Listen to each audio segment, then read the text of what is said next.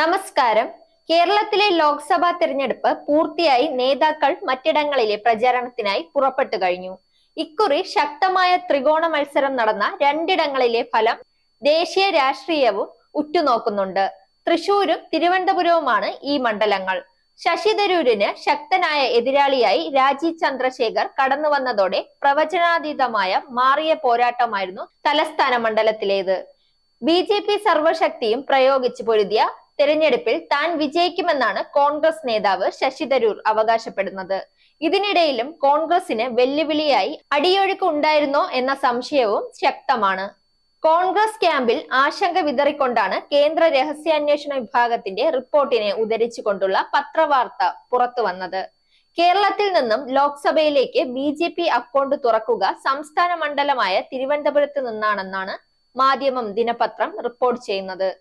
കേന്ദ്ര ഇന്റലിജൻസ് ഇത്തരമൊരു റിപ്പോർട്ടാണ് നൽകിയതെന്നാണ് പത്രവാർത്തയിൽ വ്യക്തമാക്കുന്നത്. തിരുവനന്തപുരത്ത് കേന്ദ്രമന്ത്രി രാജീവ് ചന്ദ്രശേഖർ നേരിയ വോട്ടിനായാലും വിജയിക്കുമെന്നാണ് കേന്ദ്ര രഹസ്യാന്വേഷണ വിഭാഗത്തിന്റെ നിഗമനമെന്നാണ് വാർത്ത.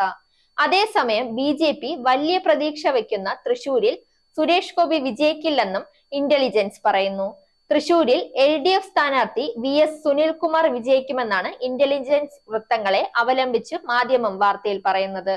അതേസമയം സംസ്ഥാനത്ത് തെരഞ്ഞെടുപ്പിൽ UDFന് മേൽക്കൈ എന്നാണ് റിപ്പോർട്ടുകൾ വ്യക്തമാക്കുന്നത്. LDFന്റെ സിറ്റിംഗ് മണ്ഡലമായ ആലപ്പുഴ അടക്കം 14 UDFനെന്നും ശേഷിച്ച 4 UDFും LDFും ഒപ്പത്തിനൊപ്പമെന്നാണ് റിപ്പോർട്ട്. ആറ്റിങ്ങൽ, മാവേലിക്കര, ചാലക്കുടി, പാലക്കാട് എന്നിവയാണ് ഇവ. സംസ്ഥാന സർക്കാരിനെതിരായ ഭരണവിരുദ്ധ വികാരം UDFനെ തുണയ്ക്കുമെന്നും ഇക്കാരണത്താൽ ഈ 4 മണ്ഡലങ്ങളിൽ മിക്കതും UDF സാധ്യത നിലനിൽക്കുന്നുവെന്നും രഹസ്യാന്വേഷണ വിഭാഗം പറയുന്നു.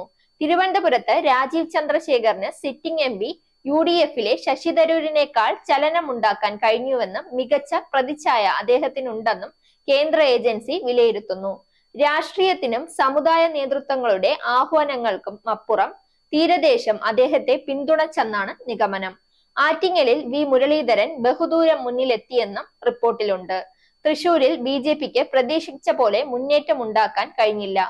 വിവാദങ്ങളും BJPയിലെ പ്രശ്നങ്ങളും പ്രതികൂലമായി ബാധിച്ചു. 2 മാസം മുമ്പുണ്ടായിരുന്ന അനുകൂല തരംഗം നഷ്ടമായെന്നും വ്യക്തമാക്കുന്ന റിപ്പോർട്ട് VS സുനിൽകുമാർ LDFന്റെയും K മുരളീധരൻ UDFന്റെയും സ്ഥാനാർത്ഥികളായതും സാധ്യത ഇല്ലാതാക്കിയെന്ന് വിലയിരുത്തുന്നു. പത്തനംതിട്ടയിൽ അനിൽ ആന്റണി കഴിഞ്ഞ തവണ NDA നേടിയതിനേക്കാൾ കൂടുതൽ വോട്ട് പിടിക്കും. വടകരയിലും കോഴിക്കോട്ടും BJPക്ക് വോട്ട് വർദ്ധിക്കും. KC വേണുഗോപാലിന്റെ സ്ഥാനാർത്ഥിത്വമാണ് കോൺഗ്രസിന് ആലപ്പുഴയിൽ നേട്ടമായത്. ശോഭാ സുരേന്ദ്രന്റെ സ്ഥാനാർത്ഥിത്വം ആലപ്പുഴയിൽ CPMന് തിരിച്ചടിയാകും. മുസ്ലിം ലീഗിന് മലബാറിൽ അടിതെറ്റില്ല. ഇഞ്ചോടിഞ്ച് പോരാട്ടം നടന്ന വടകരയിൽ വിജയം ഷാഫി പറമ്പിലിനാകും. കണ്ണൂരിൽ KPCC പ്രസിഡന്റ് K സുധാകരന്റെ വിജയവും ഏറെക്കുറെ ഉറപ്പാണ്. രാഹുൽ ഗാന്ധി കേരളത്തിൽ മത്സരിക്കുന്നതിന്റെ ഗുണം എല്ലാ തലത്തിലും ഇക്കുറിയും UDFന് കിട്ടുമെന്നും നിഗമനമുണ്ട്. തെരഞ്ഞെടുപ്പിലെ അവസാനഘട്ട പ്രചാരണം വിലയിരുത്തിയാണ് റിപ്പോർട്ട് തയ്യാറാക്കിയിട്ടുള്ളതെന്നുമാണ് മാധ്യമ വാർത്തയിൽ പറയുന്നത്.